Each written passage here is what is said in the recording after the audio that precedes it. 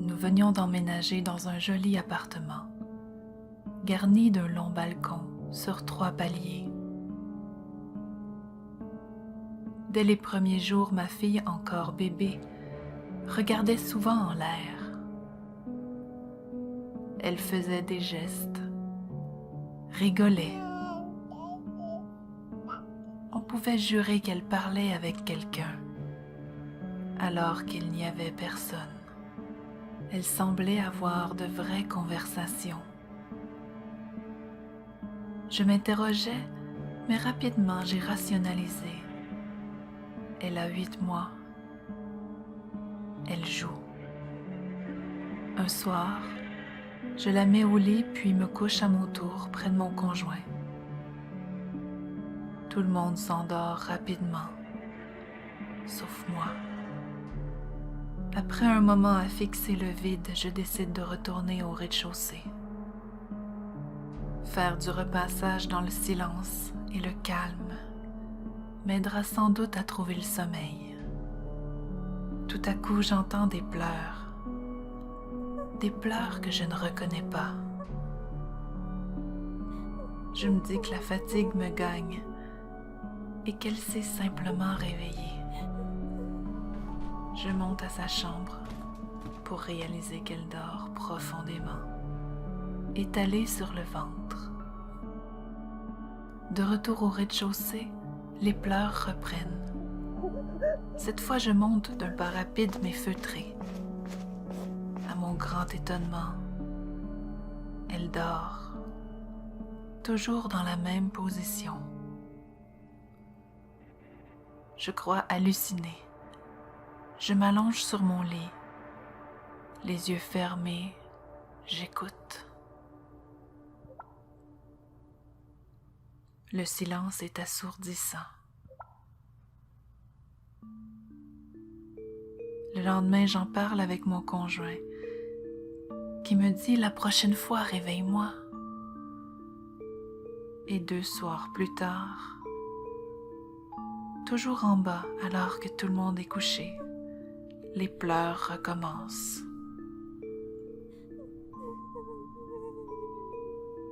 Cette fois, je regarde le moniteur de la chambre. La petite dort. Je monte alors réveiller mon conjoint. Et nous descendons. Mais rien. Il remonte à la chambre et attend. Je reste en bas incrédule. Chaque soir où je suis seule, j'entends ses pleurs. Et un jour, je vois ma fille monter en parlant dans son langage de bébé. J'ai réellement l'impression qu'elle parle à quelqu'un. Elle regarde encore en l'air. Je la suis jusqu'à la salle de bain. Je reste à l'extérieur et l'observe en cachette.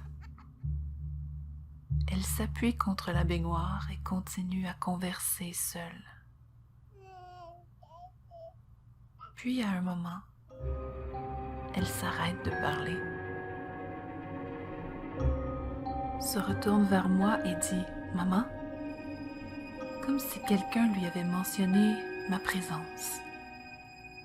Le cœur me débat à toute vitesse. Je la prends dans mes bras et descends à la cuisine. Un courant d'air froid nous suit jusqu'au bas de l'escalier. Je sens qu'il y a quelque chose avec nous dans l'appartement. Au fil des jours, de plus en plus souvent, je sens des frissons me parcourir, plus particulièrement dans le couloir devant la salle de bain. Difficile d'en parler, alors je garde le secret. Un jour, notre ami et voisin nous attendait sur le perron avant. Il semblait furieux. Mais lorsqu'il a remarqué que la petite était en portage dans le dos de mon conjoint, sa colère s'est transformée en silence, de stupéfaction. Son teint blanchissait à vue d'œil. La peur se lisait sur son visage. Il nous explique qu'il avait entendu une petite fille crier, pleurer et courir dans la maison toute la journée. Il avait cogné à notre porte en gueulant de faire moins de bruit. Et elle lui avait répondu « Non ». On le fait entrer pour lui montrer qu'il n'y a personne. Il nous dit que notre appartement est habité par quelque chose. Et inquiet, il nous propose la visite d'un de ses amis, un médium très renommé. Quelques jours plus tard, notre voisin et son ami nous rejoignent dans l'appartement. À peine entré, il nous dit « Mais qu'est-ce qui se passe ici? Vous savez qu'il y a quelque chose dans votre maison. » Il regarde ma fille, la prend à bout de bras et dit « Elle le sait. Elle leur parle. Elle a le don de les voir. » Il inspecte chaque recoin, les escaliers, l'étage, la salle de bain. Puis il me regarde et dit « Une petite fille est décédée ici. Il y a longtemps. Je l'entends pleurer. Elle est coincée ici et veut partir. » Il place alors une bougie au centre d'une assiette et entame une séance pour l'aider à partir. Dans la salle de bain, la flamme de la bougie s'agite intensément pour un lieu sans courant d'air. L'assiette sous la bougie éclate en 1000 morceaux. Depuis ce jour-là, les pleurs ont cessé et le calme est vraiment devenu du calme.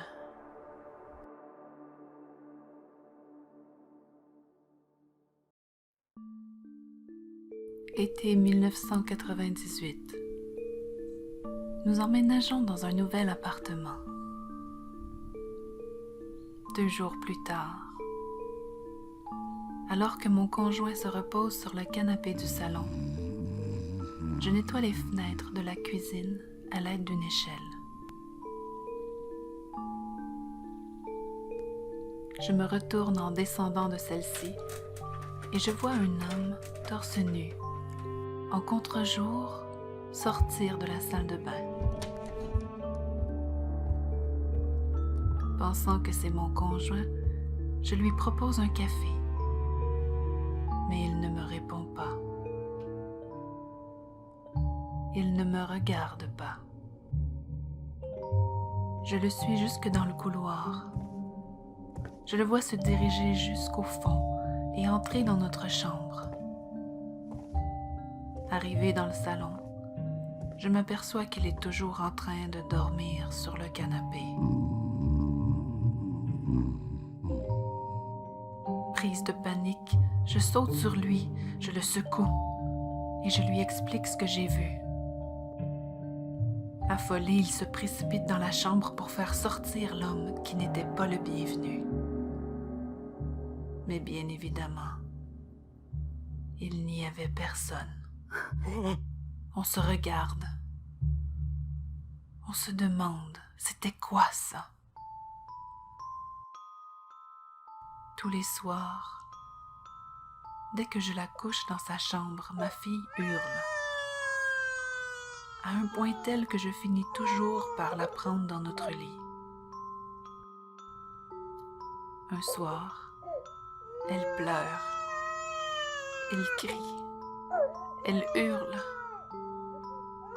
Je vais la chercher et au moment où je me penche sur son lit pour la prendre dans mes bras, j'entends un chien grogner. Je demande à mon conjoint où se trouve notre chienne et il me répond qu'elle dort à côté de lui. Je sors immédiatement ma fille de sa chambre et ce soir-là, on a mis son lit dans notre chambre. Toutes les nuits qui suivent, impossible de dormir. On entend du bruit dans le salon, dans le couloir, partout. On sent des coups dans le pied du lit. Et un soir, en fermant les yeux, j'ai une sorte de flash. L'homme, torse nu, cheveux noirs frisés jusqu'aux oreilles. Une barbichette noire qui se tient debout au fond du couloir, en souriant. Immédiatement, j'explique ça à mon conjoint. Et au même moment, encore des coups de pied dans notre lit. La chienne commence à grogner en regardant la porte de notre chambre. Son poil se dresse sur son dos. Elle saute du lit en aboyant.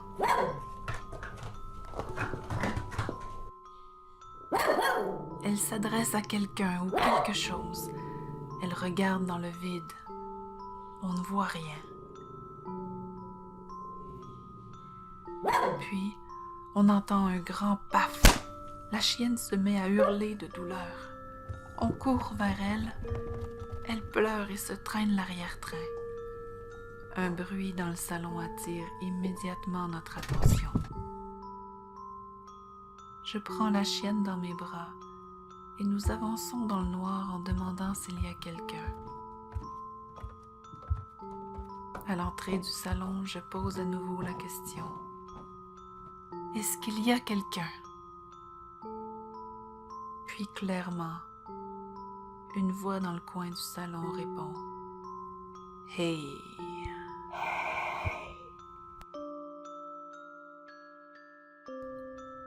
Cette nuit-là, personne n'a dormi, sauf ma fille.